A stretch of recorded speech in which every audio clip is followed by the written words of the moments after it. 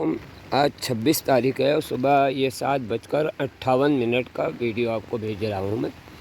इंशाल्लाह इस तरह ये आज बारिश की कंडीशन है और ये कमानी नज़र आ रही है। और ये जो ब्रिज है हमारा गंदारी ब्रिज, उस पर कुछ रेती वगैरह डाले जो गड़े पड़े हुए हैं उसकी वजह से। ठीक है, इस तरह का जो है आज का सुबह का जो वीडियो आपको भेजा जा रहा है। ठीक है, ये मैं गंदारी ब्रिज पर हूँ और इस तरह आज की पानी की कंडीशन है।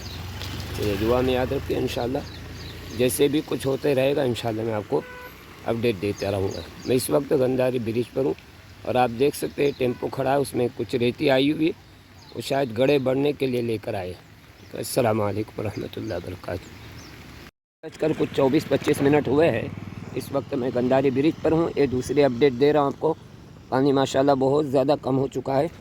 ये आपको ब्रिज की जो कमानी दिखाने जा रहा हूँ, इस वजह से कि कमानी पर जो है डिपेंड होता है कि पानी कितना बढ़ रहा है कितना कम है।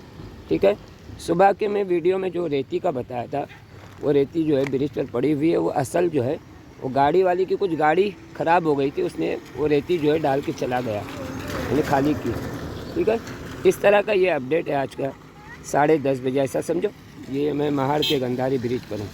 ठीक है, चलिए अस्सलाम वालेकुम रहमतुल्लाहि व बरकातहू।